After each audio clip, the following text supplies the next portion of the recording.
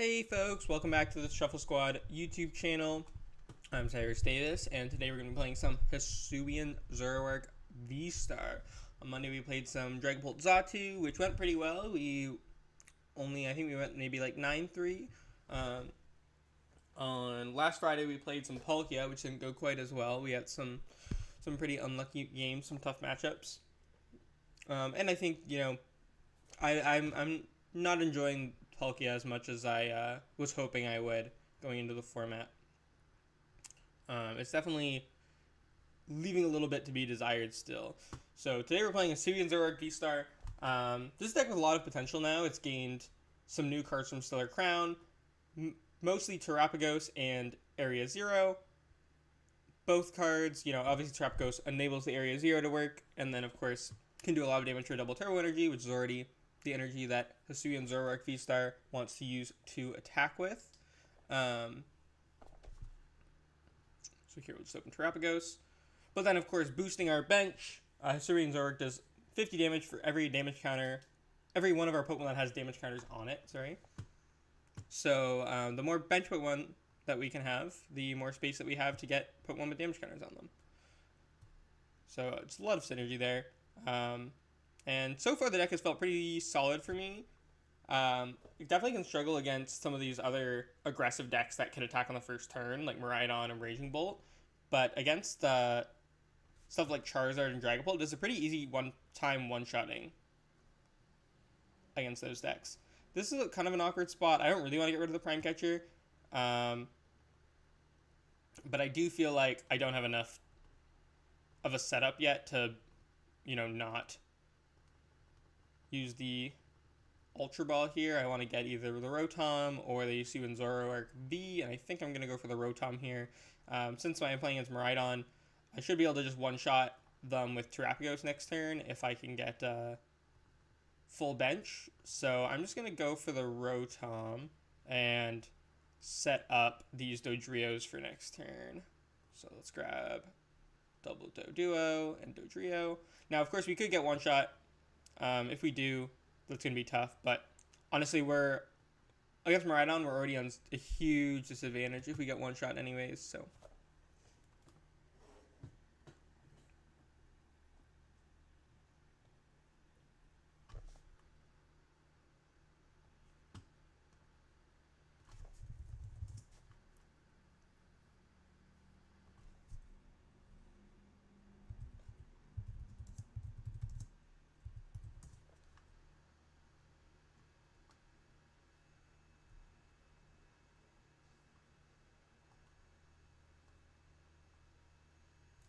alright, we did not get knocked out, and the Miraidon stays active.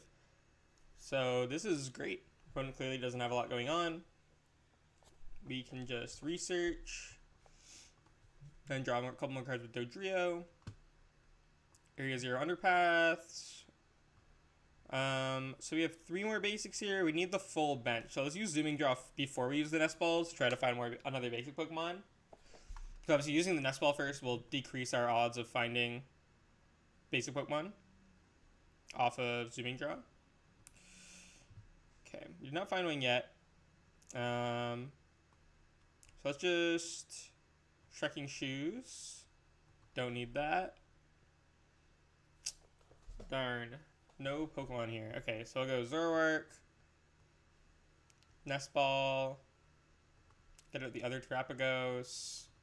That way if the active one gets knocked out, we don't lose all of our bench Pokemon. So yeah, we're doing 160, so we've got another Pokemon only doing 190. So let's just attach here and hit for 160. I'm gonna save the Nest Ball. I don't want to completely fill my bench as much as possible if I'm not gonna get the knockout anyways, because of if this gets discarded, then I'll have to discard some of them. So I'd rather save it in case the stadium gets bumped. Although Miraidon, they're probably also playing Area Zero, but they could play something like a Vacuum. Alright, looks like they didn't have anything still after that turn, so nice easy win for game 1. Yeah, they didn't have it like that. They definitely could, Zap turn 1 Photon Blaster with Baby Zapdos would be 230. So that'd be pretty tough, but they had nothing.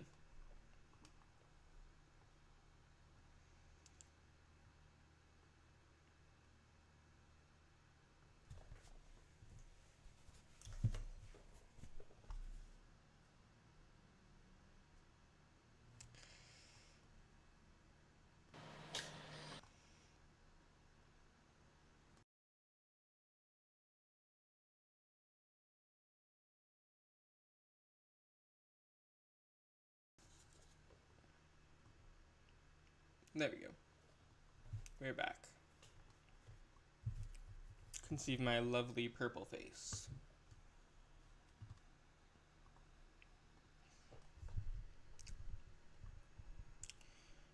Okay. So this hand's pretty weak. But there's a lot of top decks that could put us into a better spot. Because we just need a Zoroark V realistically to have a decent turn 2. Terapagos Mirror though, this could be pretty scary. If our opponent has a solid start here, then they'll be threatening pretty consistently a turn 2 attack, so. Although they do need something like a Dusclops to one-shot the Terapagos EX, assuming they are playing a double turbo energy build and not a basic energy build. Okay, this is a pretty easy choice. We'll just Ultra Ball these two away. Let's get the Zoroark V here. Maybe we grab... No, I don't think I can grab the Squawk with this hand. I just don't want to lose 2 Zoroark VSTAR and a Rescue Stretcher, you know? So, not Rescue Stretcher, Night Stretcher. Rescue Stretcher's the old one. We'll go bench this, attach here, end turn. And we probably won't get knocked out here. If only we could United Beatdown on turn 1. Then I would have gone for the Squawk.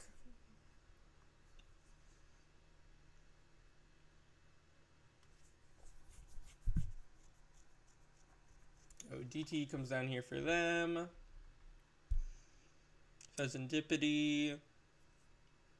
Fresh hand. I mean, I don't see any way we die here unless they play something like Vitality Band, which honestly might be a good tech for Mirror in Terapagos lists. Like, I wouldn't play it in this deck because, you know, we can one-shot with Zoroark VSTAR, but, you know, if you want to play a Vitality Band in Terapagos for the Mirror match, that actually seems pretty solid. Nice. Okay, so no attack from them. We top deck the Damage Pump, so we'll go ahead and use another World Gate, get some damage on our board, and then spread it around with Damage Pump. In most matchups, I would put it on here, just because this can damage itself anyways with once it evolves. But because of the math of Terapagos versus Terapagos, we will survive if I don't attach it there. So, Trekking Shoes. Yeah, I'd love a Nest Ball here. Right now we're doing 70. Let's just Nest Ball. Get another Zoroark V down. Energy Loto. Nope. I could boss, but I think I'll just Iono here. I could Damage Pump, move this onto here. That's probably not necessary. Not necessary, but I think it is optimal. We only play 4 Damage Pump anyways, and we don't need all of them. So I'm okay with using one just to move that damage counter over, because it is more optimal to have it on there than on here. Okay, so we're doing 100. Let's get another Doduo. And we'll save the other Nest Ball. That way, if this gets vacuumed or something, we don't discard anything. And I probably just want to grab Fez with that anyways, and I don't want them to just chase down the Fez. So we'll just United Beatdown. Unified Beatdown, not United Beatdown. One letter off.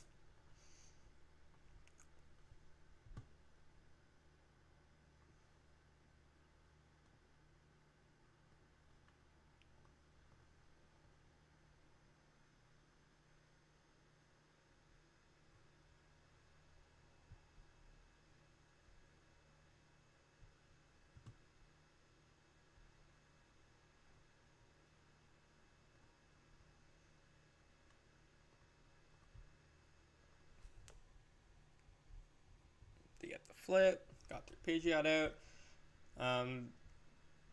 They still will need to boss here. They might only play one boss. A lot of these Pidgeot Terapagos lists only play one. So, well, I mean, if they don't have boss, if they only play one boss, they would also have counter catchers. So they will still be able to gust. But I'm imagining they're just gonna pull up this guy. If they don't play Dusknoir, though, I feel like we can probably just win by surviving attacks, right? Like, they're not going to be able to one-shot our Terapagos or our Zoroark VSTAR ever, so eventually the prize trades should just swing into our favor here, I think.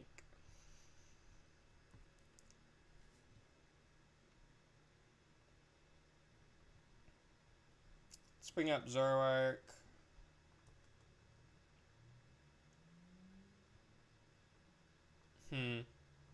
Now, that being said, I don't really want to bench this and give them put one that they can one-shot. Let's just get another Terapagos down in case this one gets knocked out.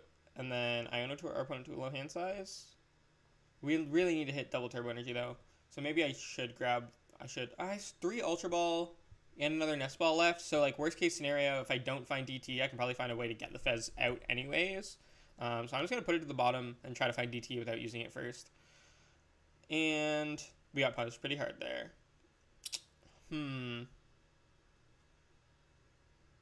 That's not good. Okay, this is fine actually. I'll go 3, 6, 9, 12. So we're doing 110, right? 3, 6, 9, 12. 3, 6, 9, 12, 15. We're doing 130. 60 less if we attack a basic. So the only thing that we can one-shot here with without benching the Squawkabilly at least is this. Or I could have also knocked out a Hoothoot actually. That's my bad. But it's fine. So we're just gonna knock out Noctowl. Even out our prize trade here. Definitely should have knocked out a Hoothoot, but that's okay. Probably won't make a massive difference. I just want to even out the prize trade since we can't take a 2-prize KO this turn. And then I think that they will miss knockout. I don't think that they have a way to take a knockout this turn, so we should be able to just take the prize lead now by knocking out either Squawk or Fez next turn. Or we could even just knock out Pidgeotto Terapagos with Zoroark, but we would need a lot more to get that going. So Zoroark was doing...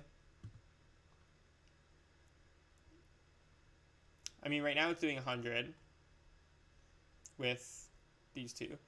Oh, the Bouffalant. They only have one Bouffalant. I definitely could have knocked out Hoothoot. My damage isn't even being reduced. Even if I had one less bench with one.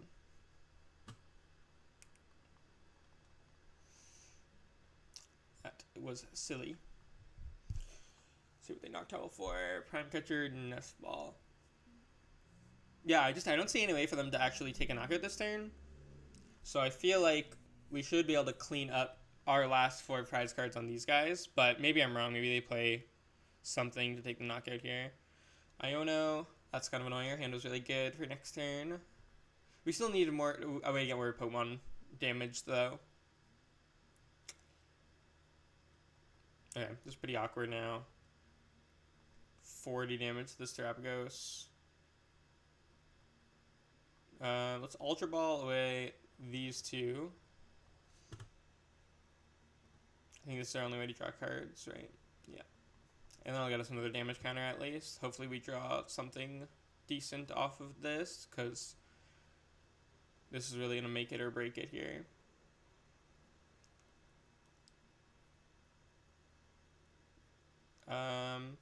Doing 90. We can do another 80, 170. Yeah, we can't knock out here.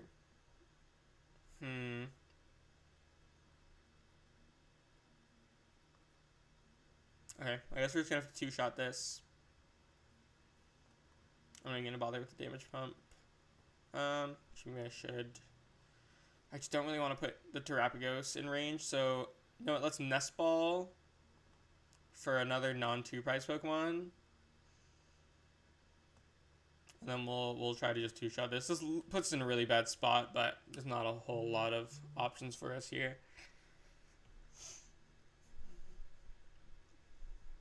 I don't think they play any like Sharon's Care, Penny, anything like that. I think they honestly maybe should with the double Bouffalant, because they can survive hits quite often.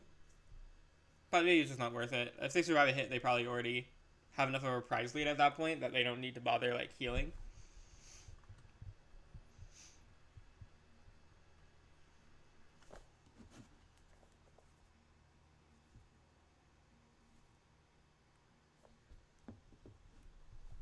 they're just going to take the knockout.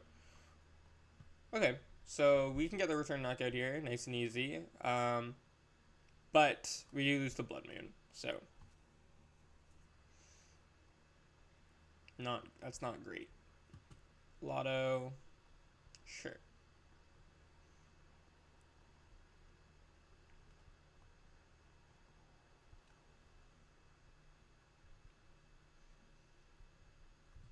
That's why I had to grab the other Pokemon to damage pump to you last turn, instead of saving the Nest Ball for Fezandipiti, because as you can tell, we do barely enough damage there. So we probably just lose here, assuming they play Blood Moon and it's not prized, but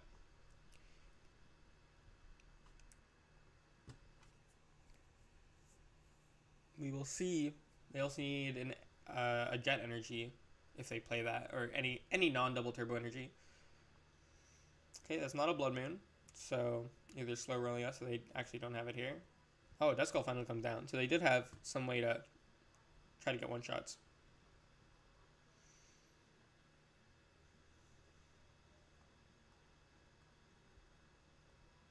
They just didn't get Duskull out until now.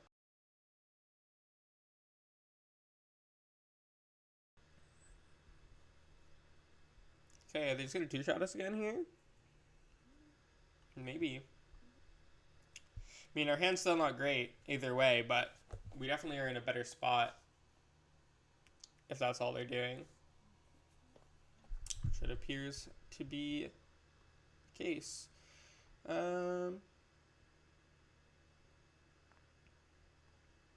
just zooming draw first. Draw one. Okay. Trekking Shoes. Yes. Keep that. Trekking Shoes again. No. Another one.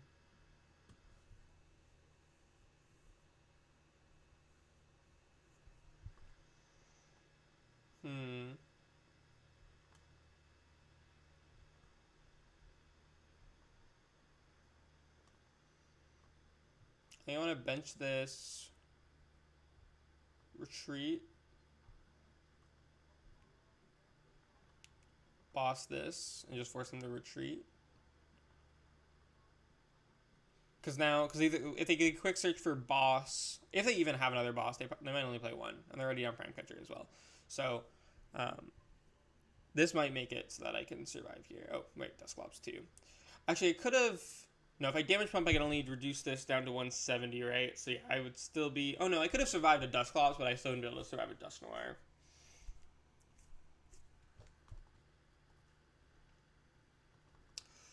Oh well.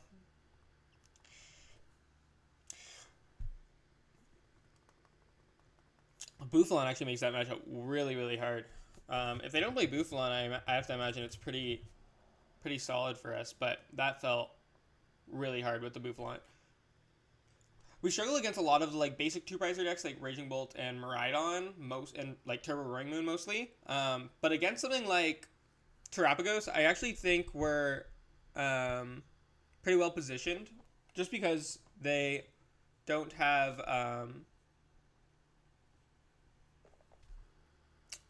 they can't attack turn one, right? So we can still get the first two prize cards most of the time. And like we saw there, their Terapagos really struggles to one-shot stuff. Okay, so I'll go first. We always want to go first with this deck pretty much, because we can't attack turn one anyways.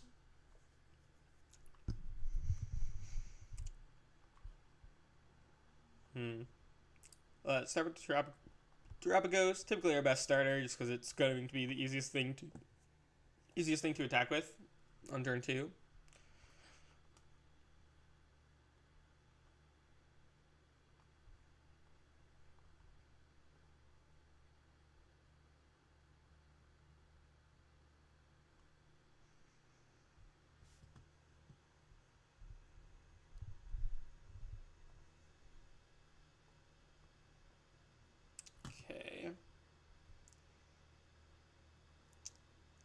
Let's put the DT on here. Definitely an Ultra Ball. And then Squawk. Let's grab the Rotom. We'll use it after the Squawk. so that we can get the Dodrio in hand. Okay, Area 0. I mean, we don't need to play it right now. Let's grab these. Although if we get Iono'd and they put 2 Area 0 to the Underdepths to the bottom, we could have trouble drawing back into one. So I think we will just bench it. And if they bump it and don't Iono us, then we always just have another one anyways. We play 4, so we can afford to use one a little bit loosely here to play around Iono.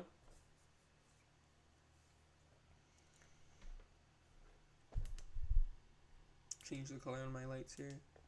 Red was too dark.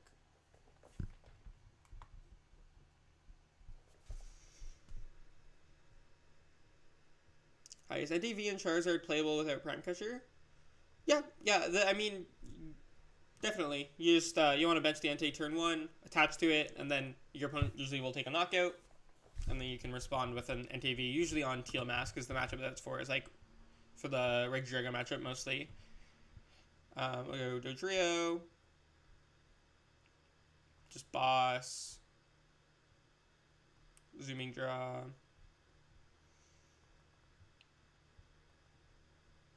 Attach here. Only 1 Droopy, so we can just target that down. Nice and simple. Take prize. Another Area 0.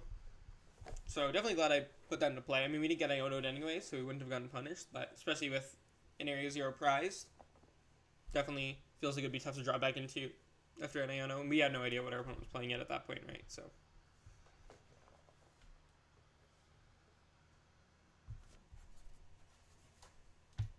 Alright, one sec. I'm going to wheel off camera to blow my nose.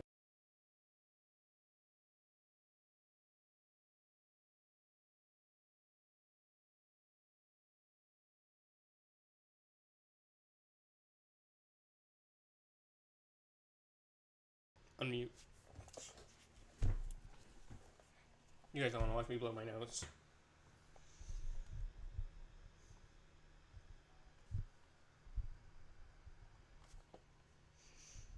Anyone who's been here for a lot of my streams might notice that's a recurring theme. I'm actually allergic to my cat, so I tend to get pretty bad allergies on the daily.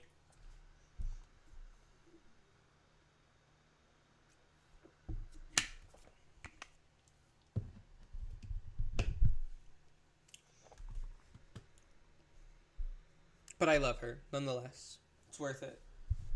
Wherever she is. Alright. Let's zooming draw first here. See what we get. Trekking Shoes. Yeah, we'll keep that. Now we're doing 160. A little bit short of knocking out. I mean, we're kind of okay with taking a 1 prizer here. But I don't really want to leave the Terapagos in harm's way. I don't know, maybe it's fine to leave the Terapagos there. Let's just... Because I think I could switch, take knockout with this, but I don't know if that's worth it.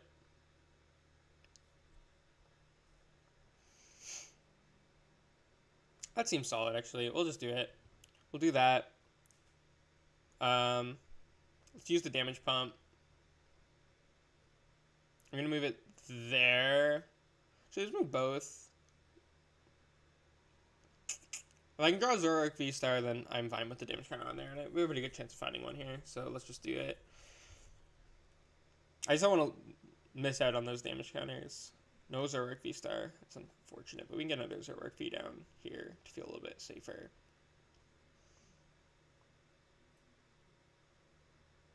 Oh. We need the damage counters to do more damage with Ballistic Beak. I've never used that attack before. Okay, we'll go with Unified Beatdown. That's fine. We didn't need that switch. We didn't need that switch or that energy. I should have just attacked with Terapagos anyways. Was wondering if not playing Prime Catcher makes NTV a liability if it's stuck in the active. Well, it's not. It doesn't really get stuck in the active, right? Because it can attack. So, like, you know, we consider things like a Radiant Alakazam, a deck that a card that could be stuck in the active as liability, or a barrel, right? Because they're not doing significant damage to the opponent's active Pokemon. But our opponents can't really trap an NTV because they will just take a big hit from it. You also play Turo and Charizard already, right? So, like, worst case scenario, you can scoop it up, but is it better to just add a second Duskull and skip Entei? Like, so they sort of serve different purposes, right? So Entei is a Regidrago tech mostly.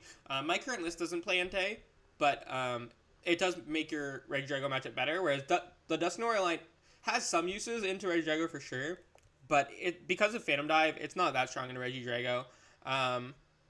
So, you know, the Dusknoir line is better in general and definitely better for Mirror, but Entei, if those are your debate, I would play a second Duskull. But, like, there wouldn't be anything wrong with playing, like, a second Duskull and an Entei if you wanted to have the thick Duskull line to have a good Charizard matchup and also wanted the Entei to help with your Regidrago matchup. Go to deck. Yeah, this deck's a lot of fun. I mean, we already have a 2-prize lead. We should pretty easily be able to one-shot something next turn with Zoroark. We'll need to find some more stuff, but, like, we can go ahead and get 2 zooming draws off.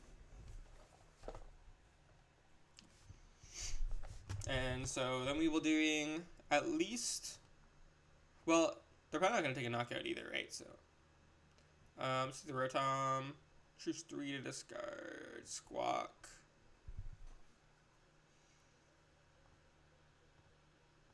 Oops.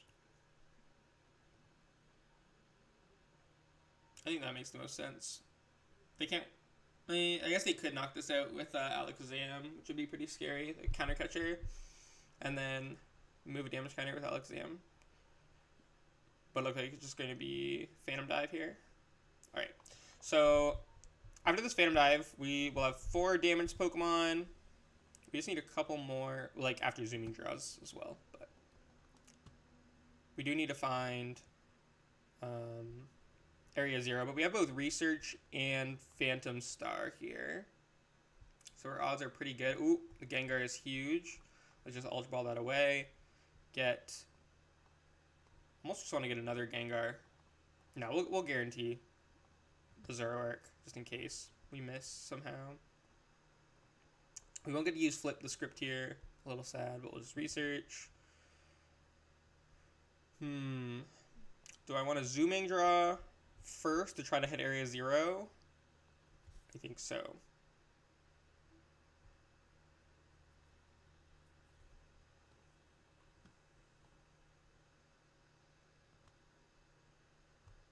Let's just Damage Pump. We'll move just the 1 here, I think, is all that we need to do. Either way, it's going to be in Phantom Dive range, so there's no point in moving the second one, I don't think. Then we'll just Phantom Star.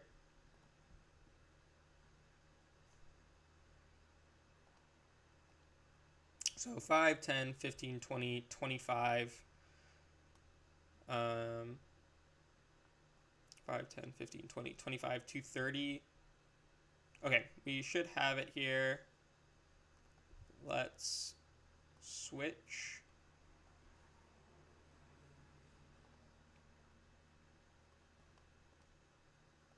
Netherworld Gate.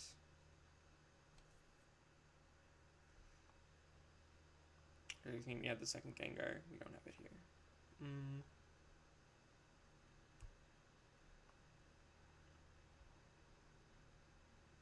So I should have Prime Catchered before instead of switching. But we'll just do this. Retreat. Let's knock at the Pidgeot. This won't die. So they could take a 4-prize turn knocking out both of these. I think we'll probably still be in a pretty good shape to take a knockout and return if they do that. So let's just take the knockout on the Pidgeot, limit their options, go down to 2-prize cards. Losing that energy doesn't really matter. Losing the switch feels a little bit bad. I mean, we basically wasted both of our switch this game, so.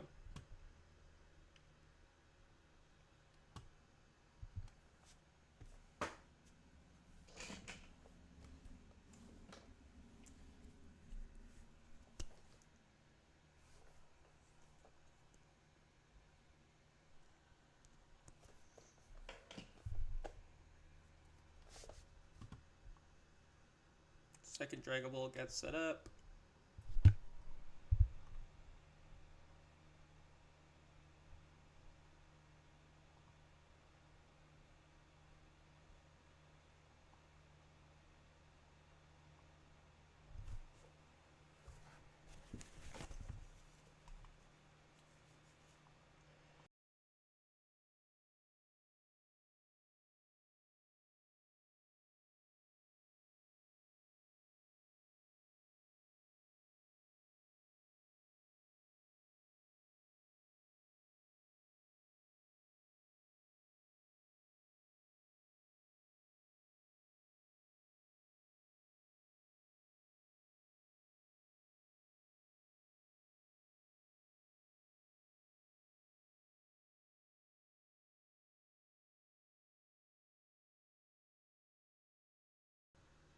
Oh, no sound. Is that better? Did I fix it? I was saying, reading the chat here, the K plus end sounds really good to Drago, but I guess it depends on what match or Pokemon whatever you're using the deck in. Is if your locals are online, and you said just locals. So yeah, I mean, if you know, if it's locals and you have an idea of like what your local meta is like, then you kind of know how much Drago to expect, right? Like generally speaking. So if you expect a lot of Drago, I'd say like generally speaking, you can expect a good amount of Drago. If you expect a lot of Drago, you can play it. If you don't, then you know, it doesn't have as much value at that point. Let's use one Lotto, just try to thin the deck. We succeeded in thinning the deck.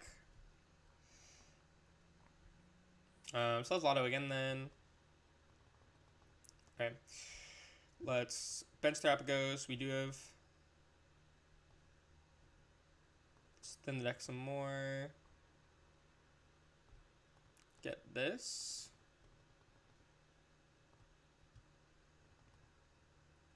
Trekking Shoes. No. I want the Damage Pump. I just want Damage Pump, really. Swimming Draw. Or Ultra Ball. Ultra Ball. Ultra Ball.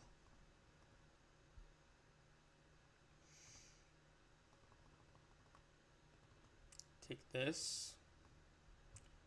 Now we're doing 180. Gengar is...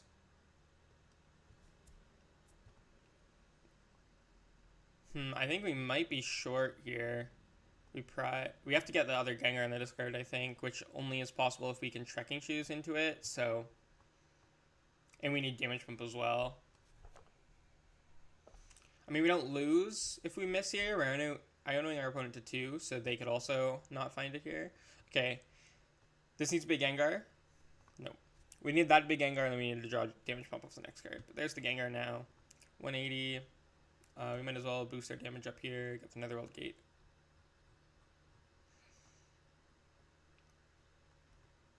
Yeah, so if we had exactly Trekking Shoes into Gengar, discard the Gengar, draw Damage Pump off the next card, then we would do another 100 to one-shot the Dragon Bolt. But if they don't have Boss here, then we still win, right? But they haven't used any Ultra Ball. Oh, they used one Ultra Ball. Haven't used their Boss. So they do have a lot of outs here. Nest Ball probably grabs... Well, Fez won't draw them any cards, so they already have the Fez too.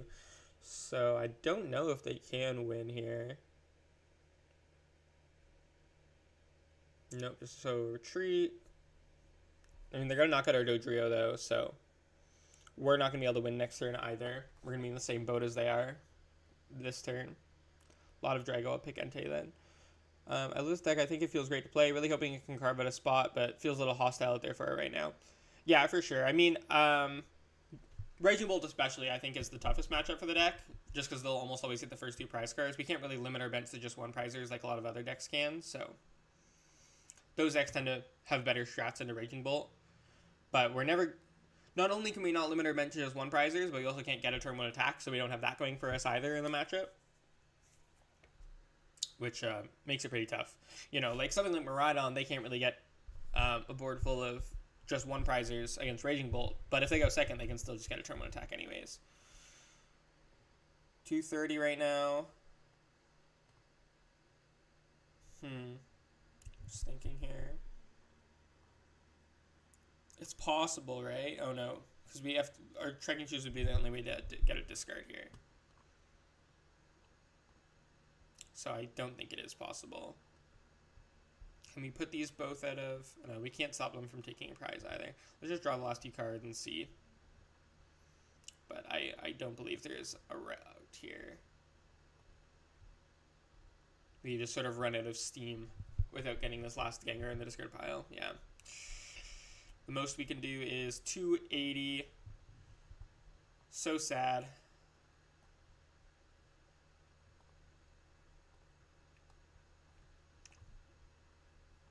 We'll just do as much damage as we can.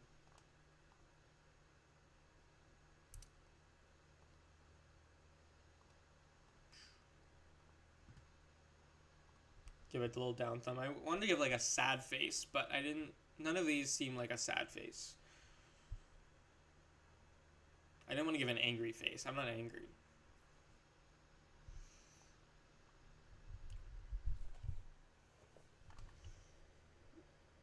Is MEW V/VSTAR a possible good option in Gardevoir for late game snipe? I take out PAL Pad and Turo, possibly. I barely use them.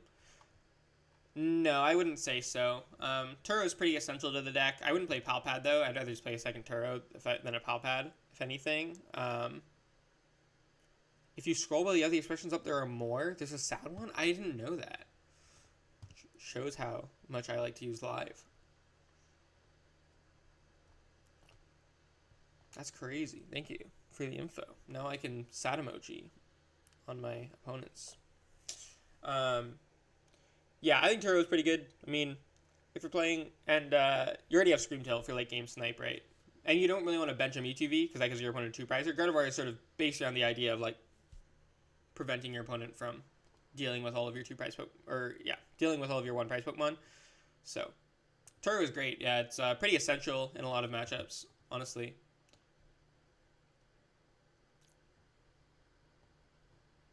So it might just need a little bit more practice with the which situations you're looking to use the Turo in.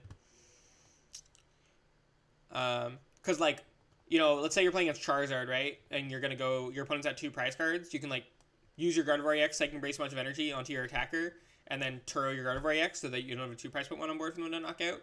That's a really good way to use Turo. And then if you're playing against Dragapult, they can't one-shot a Gardevoir EX, right? So you can use Munkadoris to move all the damage from Phantom Dive that they put on your bench off onto their Pokemon, and then use Turo on your active Gardevoir, and then you heal all the damage that they do with Phantom Dive. Really anything that can't one-shot Gardevoir EX, Turo is useful in too. Because you want to use Gardevoir EX as your main attacker in a lot of those matchups. Against Dragapult, Gardevoir EX is your main attacker. You're not really using things like Screamtail or Drifloon nearly as often. They still come up for sure, but...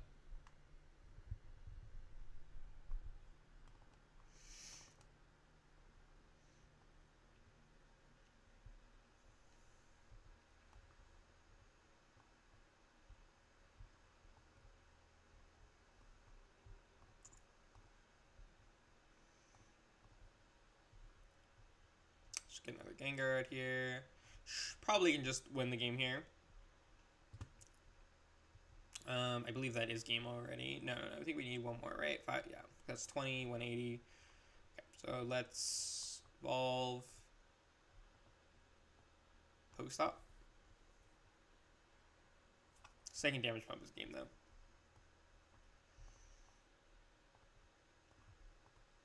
What's our opponent even playing here? Probably Moon. With this,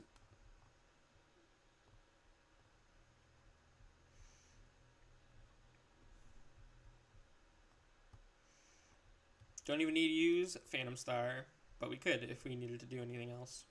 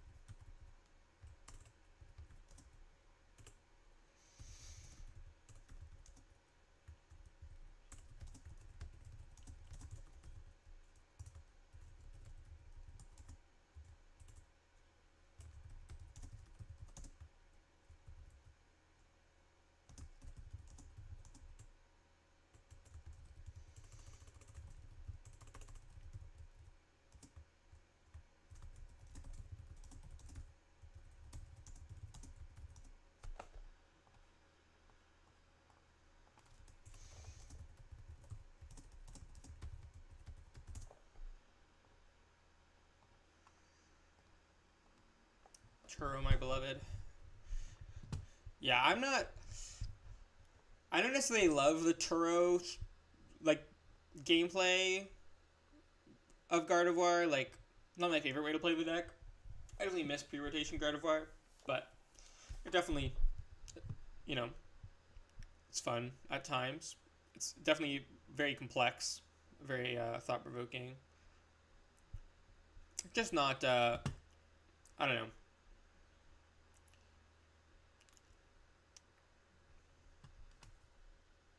God of War isn't my favorite deck to play right now, for sure. It's fine.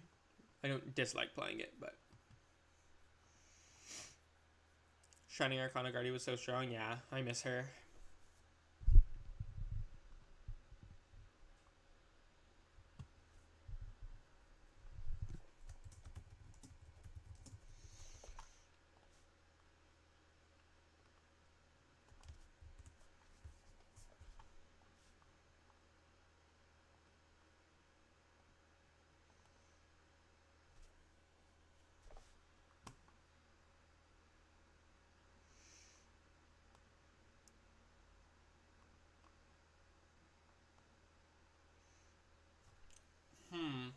I don't love this. We'll go Ultra Ball away these two. Oof, triple DT in hand even. I think this one's probably already a loss, to be honest. If we're going to have to discard 2 DT just to get set up here. Do you think Zoroark actually has potential, or is it just a meme? I think Zoroark has potential in the same way that, like, I don't know, something like Raging Bolt does, where it's like, it definitely has some, like, really bad matchups in the field, but it is, like, it is very, very good at doing what it does. You know, it very, like, I mean, this hand, not making it look as good at doing what it does, but it's very good at getting turn 2 big knockouts, at one-shotting things like Dragapult and Charizard, and Pidgeot really quickly. Like, this deck can pretty often get, like, a quick Pidgeot knockout, which is really strong. Looks like our opponent didn't have knockout there, so we're actually in a pretty favorable position now. We'll just do this, but we still only have 2 DT to work with, so we really need to get a knockout here. I'd say Zoroark is not a deck that I would probably bring to a major tournament right now, but I do think that it has, like, some viability. It is naturally very strong. It's very inherently powerful. Okay, let's get the Gengar. Let me get Damage Pump. Still need quite a bit here. Move one here, one here. Phantom Star. We need 2 more damage counters. Let's just Trekking Shoes first. Kind of do want to put that into my hand, but I really need to get something to discard, or a Damage Pump or something. Damage Pump wouldn't even work. I need to get a Gengar in this card. I have the Nest Ball still, so I think I'm just going to discard this, and I can Nest Ball for 1. Okay, that paid off. We can go Area 0, Ultra Ball, away these, get this,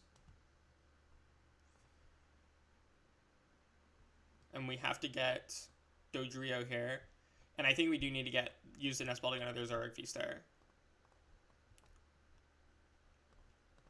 Or Zoroark V, sorry, not Zoroark VSTAR. Let's Zooming Draw first, try to draw it off that. Just because this is probably going to get knocked out by Minchino next turn, so we need a Follow-Up Attacker. Second Nest Ball, so... Ooh. Prize double. Okay, that's fine. Hopefully our opponent just doesn't get a knockout, but we will see. What? Oh, I forgot to use the Gengar. Okay, we'll see. If they get the knockout here, we just always lose anyways. Here's Lugia. Do you think Nautel is ever better than Dodrio? Maybe. I don't think so, actually. I think, like, you're too reliant on the extra damage counter Pokemon that the Dodrio provides. I'm going to miss not having Gauge Job Bog on the list, but you want Area Zero so badly. Yeah, 100%. Yeah, I mean, you have to play Area Zero. I think it is much more consistent with Area Zero than Gauge Job Bog. You just don't have the bench space. And you get to attack Terapagos too, right? So you could maybe play Noctowl and Dodrio, like a split, but you are pretty reliant on having like the easy access to a Pokemon that can just damage itself. I know some of us even play the Charger Bug, so you can get like a damage counter. It's like if you attach an energy to one of your Pokemon V, it does 20 to it or something like that along those lines. Or maybe it's just if you attach energy to Pokemon in general. Let me double check. But I did try it, and it just did not feel like I was getting use out of it consistently. Felt like another consistency card would just be better. Whenever any player attacks energy from their hand to one of their Pokemon V, but 2 damage counters on that Pokemon. Yeah, so it was only Pokemon Vs too. Yeah, so we were getting knocked out here anyways, and then we would have only 1 double turbo energy left, which would only get us 1 more knockout, so this game was always going to be a wraps for us, especially with the 2 Zoroark V prize, whether we got a knockout here or not. So I'm just going to scoop it up. I think I'm going to make one change to the deck before we play the next game. I'd like a 4th Gengar. It has been tough today to get those Gengars in the discard pile consistently. And it hasn't been as hard to find energy. I had the double Energy Loto just because I was struggling with that a little bit here and there, but we'll try just doing 1 and see how that feels. And I think maybe let's go down 1 Iono and add a 4th Research.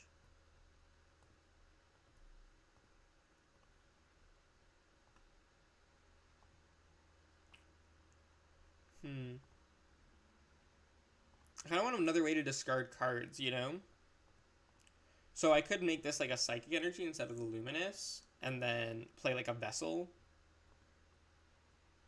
Yeah, I don't know. We'll just go with this for now. So I took out Energy Loto and Iono for a 4th Research and a 4th Gengar. Colossus Tenacity. I think that's too slow for the deck. I think you'd always rather play a Research. You'll probably find that you don't have too much trouble finding double turbo energy and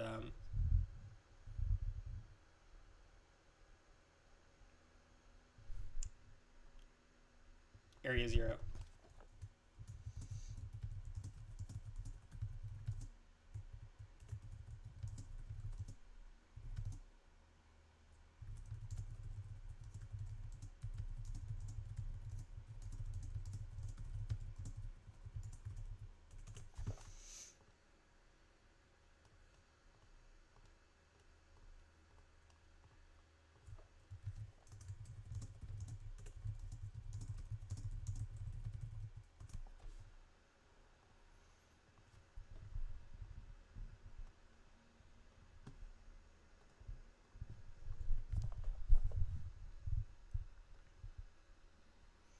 Yeah, Colossus Tenacity is a little bit slow for this deck. I'm going to draw a lot more cards.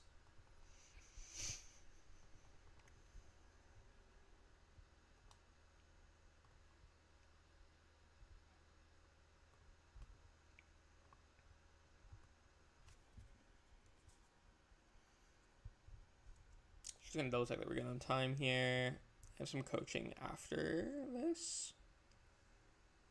5:20, yeah, we're more than good. Be streaming until about 6. Palkia.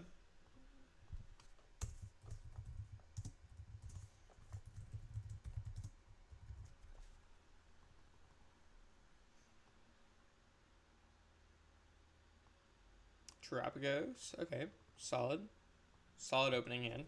You can get Squawk. We can Ultra Ball. We don't have anything that's like, obviously Damage Pump and Boss are solid, but we play 3 copies of Boss, 4 copies of Damage Pump. We definitely don't need all of them. So don't have anything too crazy that we have to discard off this Squawk right now. Even if we top deck like a DTE, we can attach it. Last game, we definitely were very hindered by the fact that we had to discard Triple DTE turn 1.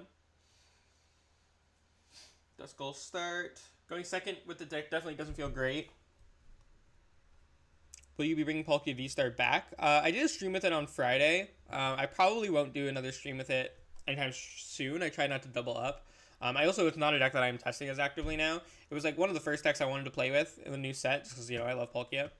But it did not live up to my hopes and dreams, unfortunately. Nest Ball. Zoroark. Nest Ball. Squawk. Ultra Ball. Let's go ahead and get a Gengar in the discard pile with the Squawk and Seas.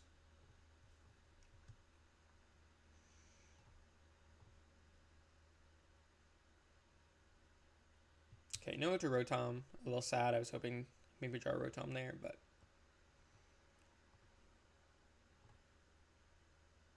I'm not going to give them... actually, maybe just in case I get Iono'd. Because it's not like they're going to get to 8 bench next turn. And even if they do, they won't be able to take a knockout. Toedscruel anytime soon? Not for me. You know, obviously, Hisuian Zoroark may not be the greatest deck of all time, but I do think it's better than Toedscruel. And unfortunately, I don't want to play decks that I wouldn't think that, like, my viewers could at least do decently well with. And Toedscruel is not a deck that I could really recommend. So personally, not a deck that I put any time into, but, you know, maybe someone else, you know, in the channel, another team member, has put a little bit of time into Toedscruel, and we'll bring it to stream sometime. For me personally, I will not be streaming Toedscruel anytime soon. Next week, maybe I'll do something like Banette is a deck I've been playing a lot of. I know nobody wants to see Snorlax. So, like, Banette might be one. The new Charizard build. We'll see. It sort of depends on what other team members decide to stream during the week, too, because I won't want to double up. But those are probably what I'm thinking for next Friday, because those are decks that I've been liking a lot. Or Terapagos. I don't know if anybody... I assume someone's probably already played straight Terapagos on stream here, but I'd have to double check our schedule. Okay, it was Zoroark. I kind of want to Pokestop here. Maybe I should have Lottoed first, just, like, reduce my chance of finding, but this is fine. Actually, drew pretty well off that. We can just go... I kind of want to use the Switch, though. Maybe I don't need to use a Switch. I don't have a, like, great odds of getting the knockout right now anyways. Yeah, I'm just going to use Ultra Ball to get another game in the discard pile. Like, if I'm getting a good knock on this, my best odds are probably to find Prime Catcher anyways. Rather than Boss Switch.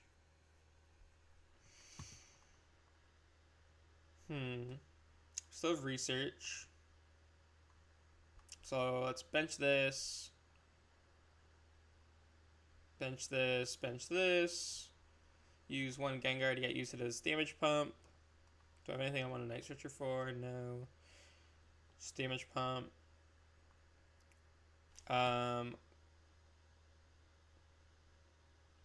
Damage counter here. Seems to make sense to me. We'll just research. Hey, we did find a Switch anyways. We'll try to Trekking Shoes, see if we can dig for that Prime Catcher. I do want to keep that. Don't want to keep that. Okay, so no Prime Catcher. That's okay. We'll just go ahead and switch into Zoroark. Do I want to use my other Gengar here to get used to the Damage Pump? Probably.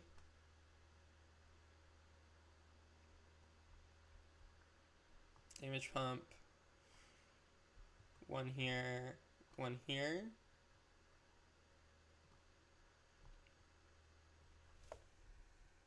Just in case we get Iono'd.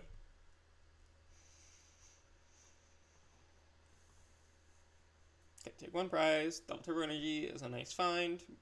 We're not done any Double Turbo Energy yet, so. Can't be dissing my boy Toedscruel like that. 400 damage, 2 energy seems pretty good. I mean, what do you need to do 400 damage against, right?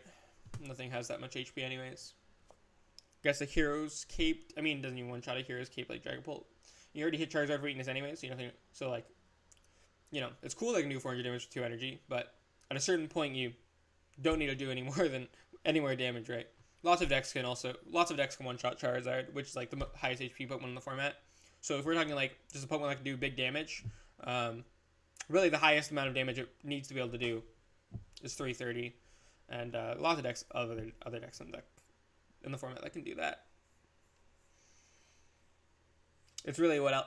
It doesn't have a ton else going for it other than, you know, the Charizard and the Dragapult matchup are really good.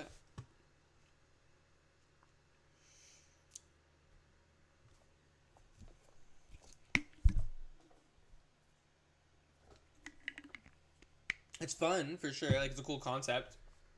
I'm not dissing, you know, the fun factor of Toedscool EX, but competitive, not quite as much. It's just better Zoroark. That is definitely not true. It's definitely much less consistent than Zoroark. Zoroark has a free ability that says discard your hand, draw 7. Toedscool does not have that.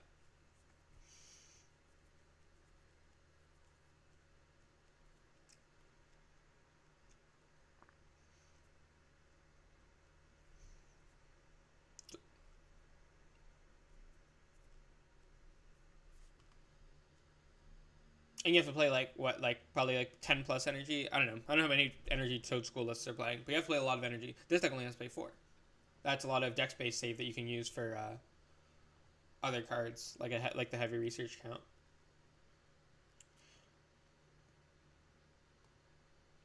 Damage output isn't everything.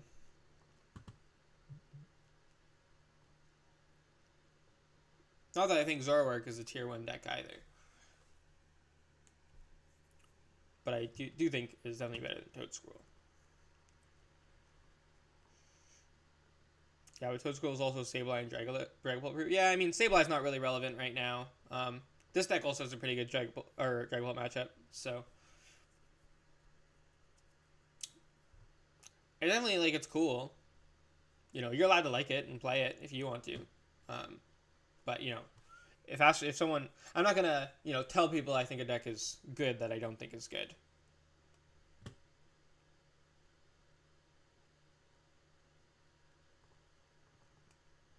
I'm not trying to say that anyone is unallowed to play it or enjoy it or that you can't think it's good.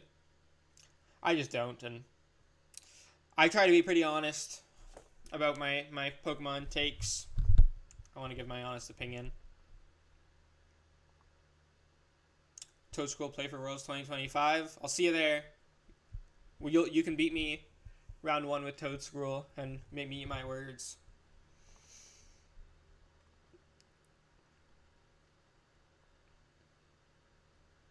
$5, $10, $15, $20, $25.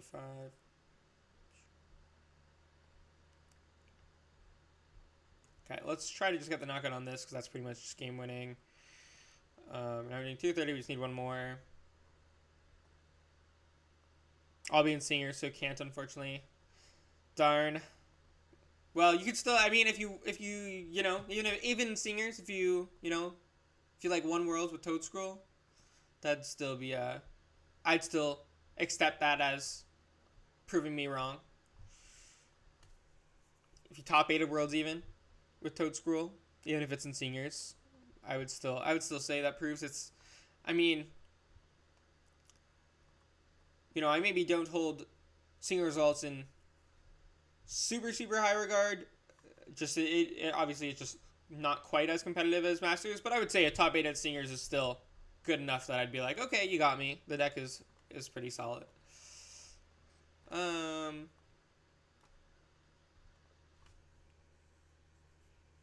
You can watch me win my finals match, though. That's what I'm saying. Go get it done. Toedscool gets bodied by Ceruledge. I mean, Ceruledge isn't even out yet in North America, so I'm not really sure.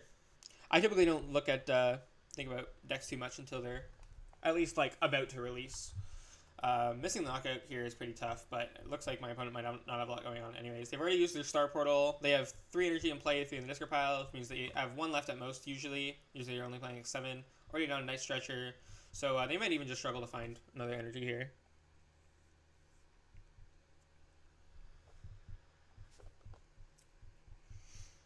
Yeah, I don't know.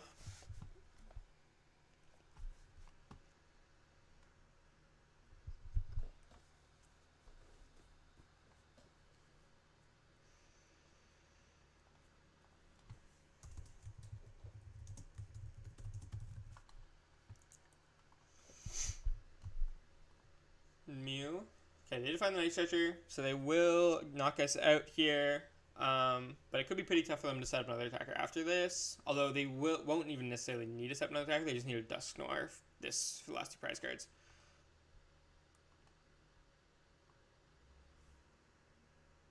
Then just play more Toadscroll and you will just win. That's how the deck works. What do you mean? I don't understand what you're trying to say. I don't think they were saying that, oh, Toadscroll is bad because it get bad into Ceruledge because Ceruledge can knock out one Toadscroll. I think they were saying Toadscroll is bad into Ceruledge because they will just knock out all of your Toadscroll. It's like me saying I'm going to bring Ting-Lu and Cornerstone to a regional for my first ever appearance. Hey, yeah, you know, everybody needs to start somewhere. Everybody needs, I think confidence is a good thing to have. You know, I'm not going to knock it if someone wants to tell me that they're going to win Worlds with Toadscroll. Go do it. I won't tell you you can't. Maybe you can.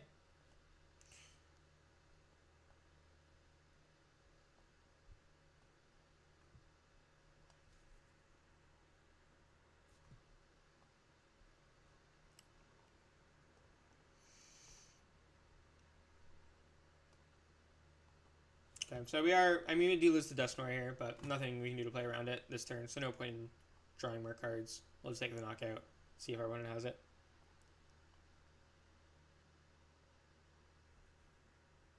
Lol, I'm serious though. I want Ting-Lu to do something. Yeah, unfortunately, Ting-Lu is not great. He might win because of Greninja. Yeah, I mean, he could also just win with Dusknoir. He has a lot of options here to take the knockout on the Squawk, but I don't have any way to discard the Squawk, so I can't play around it. I just have to hope. Does he have a Dusknoir in discard pile? Yeah, so that's just game if as long as he sees it. Oh, maybe he doesn't. Oh, he just grabbed the energy. Yeah, so he's gonna Moonlight. I mean, yeah, because he can just also just pop the Dusknoir and knock out the Squawkabilly that way, right? So I'm just gonna scoop. I mean, maybe they didn't see the line, but I'm sure they did. If they Night Stretcher through water right away.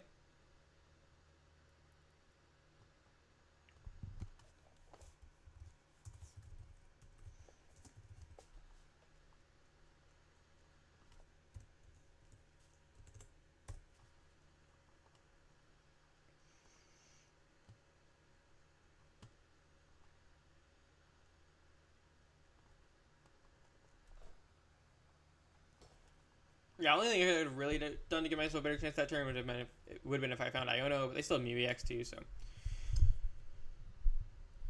I just feel like Ting-Lu just needs one partner that switch to prevent something. Honestly, I've never lost to Ting-Lu, even playing like lost zone decks where my opponent where I never got to use a Comfy. So like, I'm just not a believer. I think that like, even at its best, it just does not do enough. It's really easy to play around Ting-Lu by either, you know, like lost zone decks can even just switch card the damage off, or you can just boss some, you know, hit a boss or counter catcher and bring up something that's not Ting-Lu to activate your abilities. Or you can just set up without abilities sometimes. So, or something like, you know, something like Charizard. You know, you just attach twice if your abilities are shut off. You know, Thorns. This matchup could be okay. I mean, it's definitely gonna be tough. We don't play a lot of energy and they play hammers. So, what are your thoughts of Zoroark? It's all right. I'd say it's probably like a tier 3 deck though. It's a lot of fun to play for sure, but not hyper competitive. It's like solid. Like I think you could like definitely do well at like a copper challenge with it pretty easily, if you learn how to play deck and, you know, hit decent matchups. But generally speaking, I think it's not something I'd recommend for a major, especially based on my games today. We don't have any abilities, so let's just fast call here. Well, any rule box abilities. No point in going for Squawk. We'll just get some Dodrios down.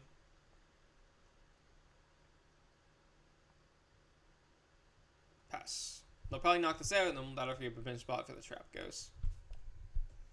Yeah, true. Andy lacks damage output. Tinglu. Yeah, for sure. I mean, if it could one-shot stuff, maybe, but even then, it's just it's one of those decks where like you could probably beat some less experienced players, not knowing how to play around it properly. But the better your opponent is, the more the strategies just seems to not have too many legs to stand on. In your opinion, is there an S tier deck? I actually don't think so. I mean, like if there is, it'd be Charizard. But I think there are actually a lot of decks that can counter Charizard, which to me it makes it not S tier. I think there are a lot of decks that you can play that just like have really, really good matchups with the Charizard. Typically, an S tier deck to me needs to be like no deck has a better than a 40-60 against it, which is not true for Charizard, right? There are definitely decks that have better than a 40-60 against Charizard. Tinglu would be good if it didn't have the EX clause. Yeah. Potentially. Can I ask your reasoning for putting Dragon Ball at tier 2 for Telegram, where online results still aren't great, but I think played and built well enough it's really good. I mean, tier 2 is not bad. It just means that it's not one of the best plays for tournaments. Its Charizard matchup really, it's obviously favorable, but it's not that good. Like with Dusknoir, they can still one-shot your Dragon Bolts now pretty consistently. And then your Raging Bolt matchup is like almost an auto loss. And Raging Bolt is going to be the second most popular deck for tournament. Your Regidrago matchup is still unfavorable, although like close. Like you can beat Drago for sure. But your Regidrago matchup is only as good as Charizard's Dragon Ball matchup, you know? Like it's unfavored, but you can win it sometimes. So it's just matchups. I mean, also bad Lugia matchup, which is another tier 1 deck. So Charizard can't be BDF because Toadscroll farms it. Toadscroll is the only thing holding it back. I don't know if I'd say that. I definitely think Charizard is BDIF. I'm not saying it's not the best deck in the format. I'm just saying it's not one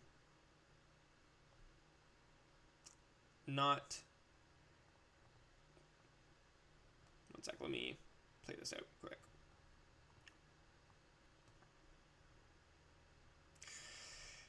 It's BDIF, it's just not S tier. There are other decks that can keep up. There are lots of other decks that can keep up with it that are also tier 1.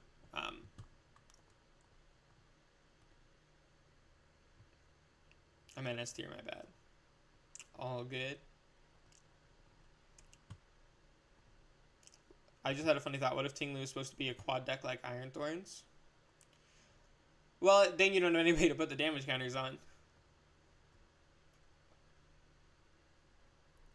Other than attacking. So your opponent will just get to use their abilities until you get your first attack off, right?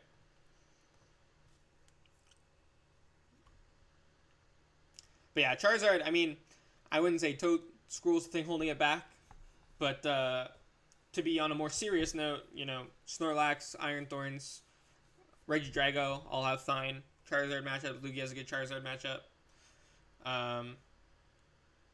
Something rogue like Banette even has a really good Charizard matchup.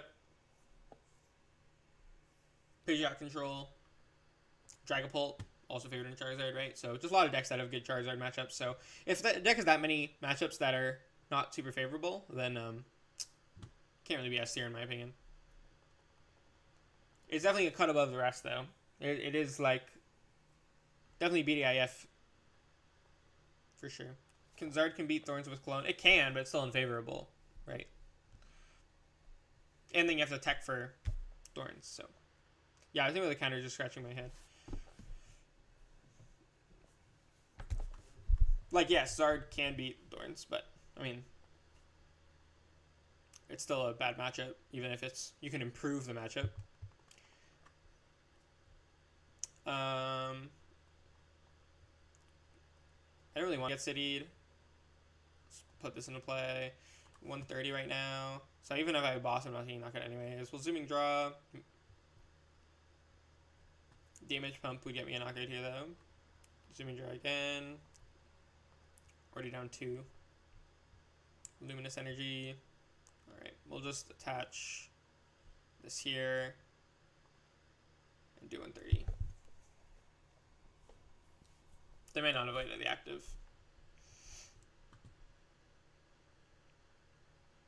Yeah, I'm not saying that all of those matchups are auto losses for Zard. Zard doesn't have any auto losses. But there are bad matchups. Definitely unfavorable. Cornerstone Stall, the deck that made top 8, the Cornerstone Noivern deck that made top 8 of Baltimore. That beats Charizard pretty consistently as well.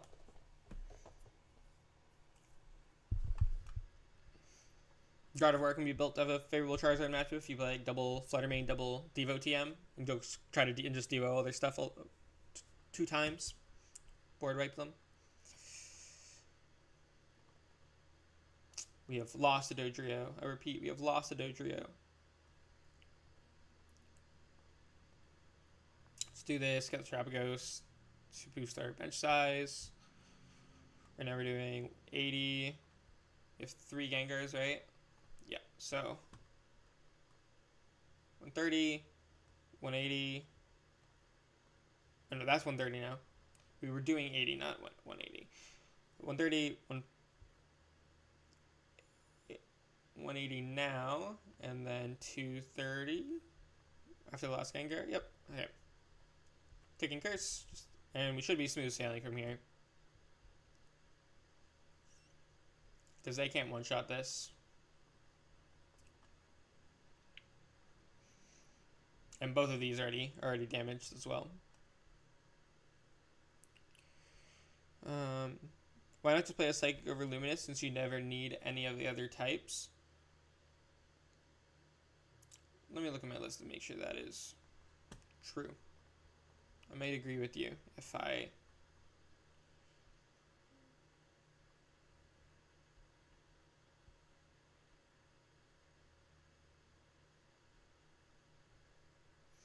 Yeah, you could play Psychic here. I feel like maybe in my original list I had another Pokemon that could benefit from Luminous, but in this list, yeah. Probably could just cut the Luminous for Psychic. I agree. Good call. I know the original list I got was I started with the list that Azul played on stream last week. And then I made changes from there. So I probably maybe Azul had something in there in his original list that could also use Luminous Energy that I ended up cutting. I guess it's funny your opponent might think that you have Pokemon in the deck that you don't, but it definitely isn't worth the bluff just to play, since Temple of Sinnoh and Enhanced Hammer exist. And you can get the Psychic back with Night Stretcher as well.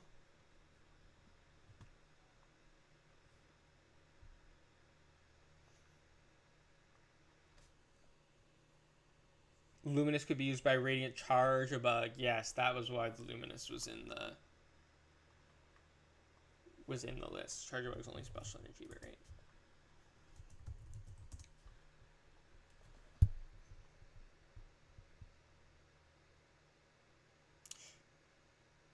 Yeah, linear attack. You can do 30 with Charger Bug if it gets stuck in the active. Basically same attack as Gengar. So that was why the Luminous was in the original list. Just so that you could attack with Charger Bug if you had to. Trekking Shoes. Yes, keep this.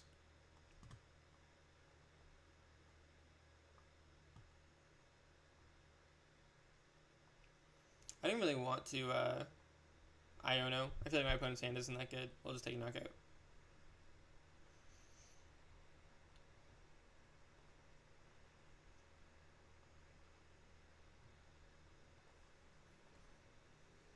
So yeah, I mean, if you put Radiant Charger Bug back in the list, then I would put Luminous back in, but I am going to cut for Psychic, actually.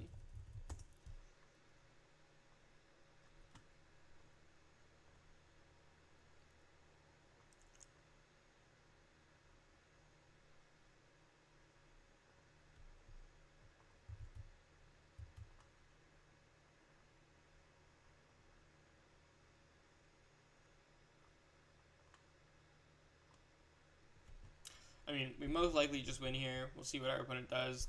Find like hammers or something like that. I think they might have disconnected though because they just passed last turn, right? Well, maybe not disconnected, but maybe just quit because they knew they were going to lose this.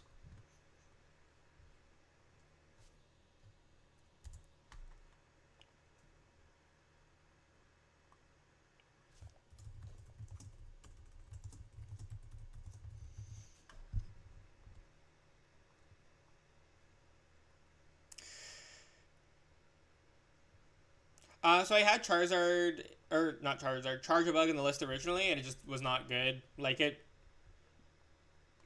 wasn't worth it.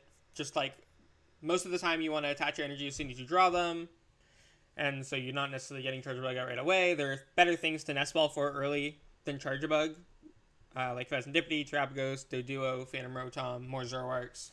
So it just didn't really do much for me. I was only getting a trigger off of Charjabug like once every 5 games, so I'd rather just play another consistency card at that point. There are other cards that I think you can play that increase your chance of getting more damage counters on the board than Charjabug does.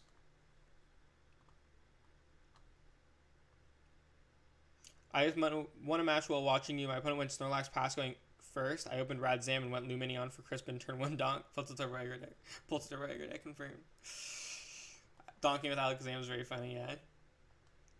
Thoughts on Fluttermane and Charizard? I don't really see much of a point.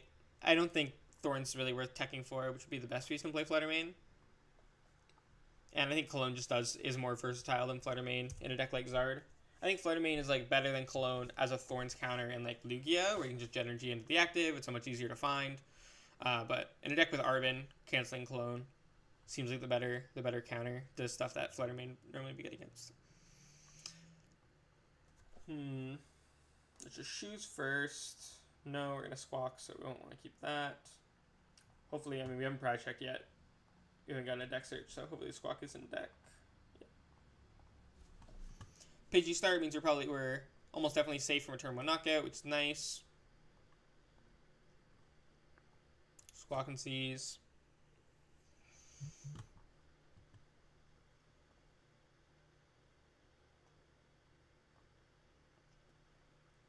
I think I'll use a Gengar now, just to make sure I use this Damage Pump before it gets Iono'd away. But I'm not going to play the Area Zero since I don't have another one. Like, previous times I've used Area Zero to play around Iono, but with only 1 in hand, I don't think it's... We need to play around it. We'll probably draw another one if we get Iono'd, and if we don't get Iono'd, we don't want our Area Zero to get bumped. Thoughts on Fluttermane and Charizard? What about both Flutter and Cologne? Flutter could be situationally annoying. I just don't think there's a lot of uses for it. I think most of the time it's going to be better to stack with Charizard. I mean, you can try it and see if you feel like you're using it all the time and it's winning you games that you would otherwise lose, but it's only good if it wins, if there are games that you lose that you would win if you played Fluttermane instead, you know? Could you not have poked a Pidgey with Zoroark? I didn't want to switch. I think, and it only does, oh, I may switch. So, I mean, yeah, I could do, wait, did I not go...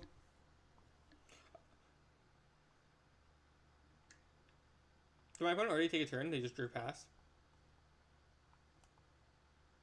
No, that was turn 1. That was why I didn't avoid return. For 10.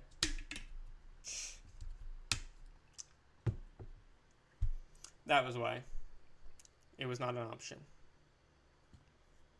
Just add a 1/1 Toadscroll to counter more stuff. I will not be humoring any more of the Toadscroll trolling, unfortunately.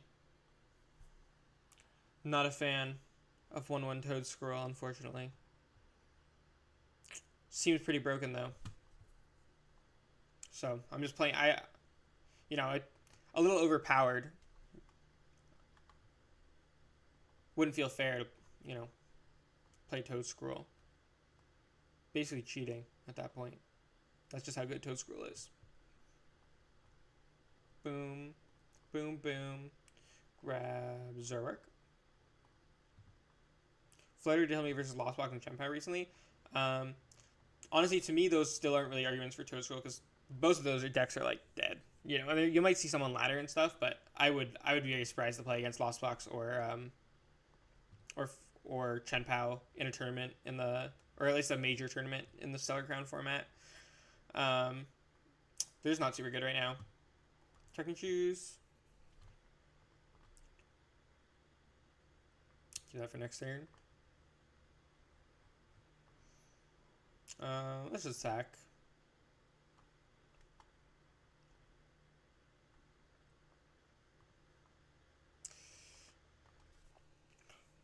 Also, again, like, it might help in those matchups, but would you have lost without the Fluttermane, is what you have to ask yourself, right? Like, sure, you used Fluttermane and then you won the game, but would you have won even if you didn't have Fluttermane? Because if you would have won anyways, making matchups easier to win isn't necessarily worth it if you can just win them without it.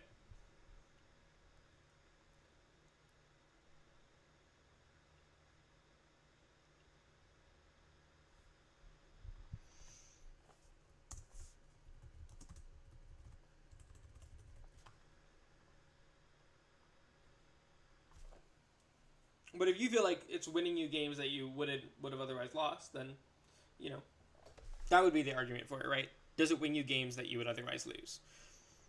That's pretty much the argument for any card. Whatever card is going to improve your win rate. That's what matters.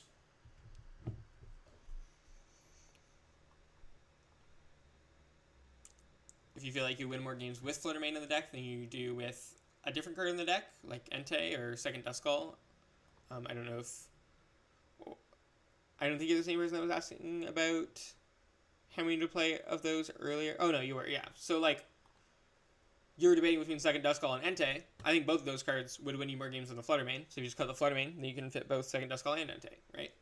So it's like, Fluttermane might help you in some situations, but so would Second Duskull. Pokemon's a game where, like, you would play more than 60 cards if you were allowed to. Most card games are not like that. But Pokemon is a game where, like, more options is typically better, especially in, like, this Pidgeot decks, right?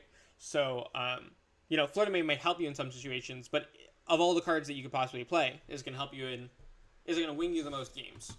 And in my opinion, the answer is no, that there are other cards that you can play instead of Gardevoir to appreciate your win rate. Yeah, no problem. Sorry if I come off as a little harsh when it comes to decklist choice and stuff. Just don't want to lead anyone astray. We'll go Netherworld Gate. I'm pretty sure we're just going to knock out the active rather than going for the Pidgeot. If we can. 230. Damage Pump only gets us 280, so we don't have... maybe I will just go for the Pidgeot to guarantee it then. Let's take the damage counters off here to heal out of Phantom Dive range. I don't like putting this in Phantom Dive. I think I would rather... And then you can knock out both Zoroarks in the same turn, though. Look at my hand again. I can get another Zoroark out here. We'll just put it here. Nest Ball. Get another one out to play around. The 4-price Phantom Types turn on these two. We're doing 280, right? Yeah. So I could boss to try to find more damage counters, but I think it's going to be more consistent to just take knocking the Pidgeot here. I would love to get rid of their attacker, but I mean, at least we're leaving them with one card in hand here. Hopefully we can knock out this Dragapult next turn, and then from there we leave them with no attackers and only one card in hand. So that seems like a pretty good position to be in for us.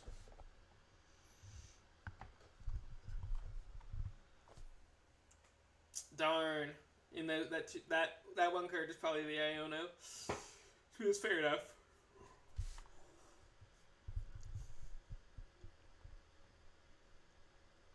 At least we still don't have Pidgeot.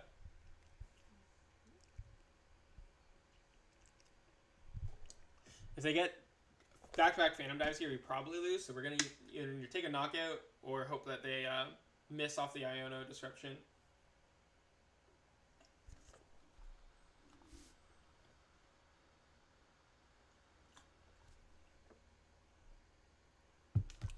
Hey Cyrus, how's it going? Enjoying this deck? I think this deck's a lot of fun. I don't think it's the most competitive. These games have been very tight. Even the ones that I'm doing well in are definitely close. I think the deck is solid, but I don't think it is tier 1 or anything like that. But it's definitely a lot of fun, and it can beat some stuff. I mean,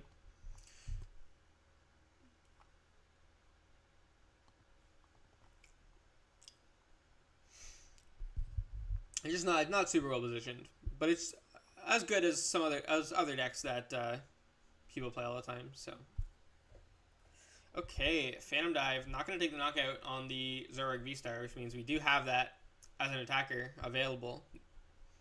So, ideally, we just knock this out, and they Iono them to 4, and hopefully they don't find Dragapult attack. Is our only chance here, I think. We want a Damage Pump to heal this as well, if we can.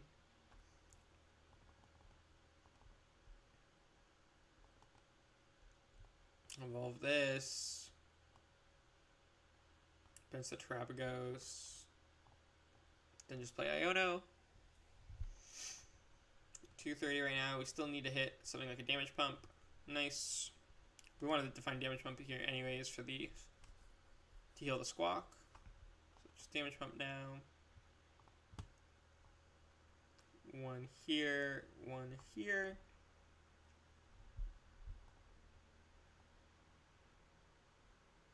I'll just take Curse, take Knockout, and they get Phantom Dive here.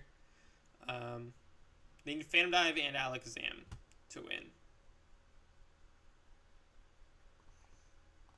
Otherwise, we should be just able to win on our next turn by one-shotting whatever is active, or using Prime Catcher.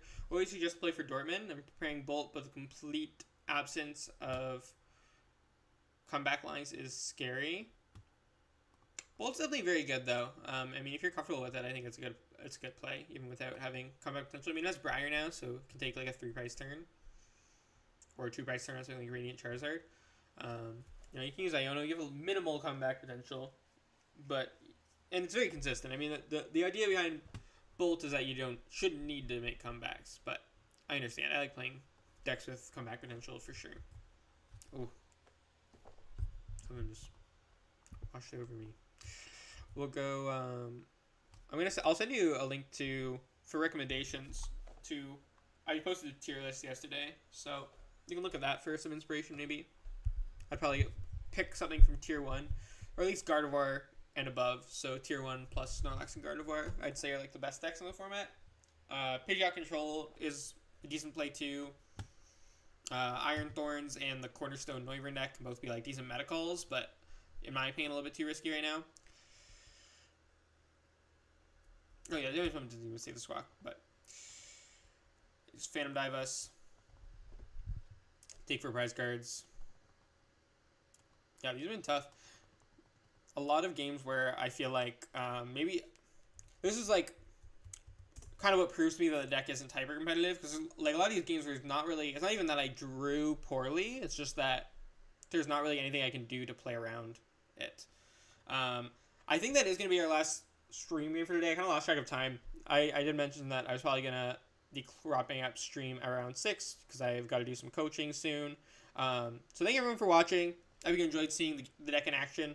Yeah, I'd recommend trying it out if, on live and stuff like that, having some fun with it, or for locals, but not a tier 1 deck for sure. But thank you everyone for tuning in. I had a great time. Hope you guys did too, and I will see you again next Friday.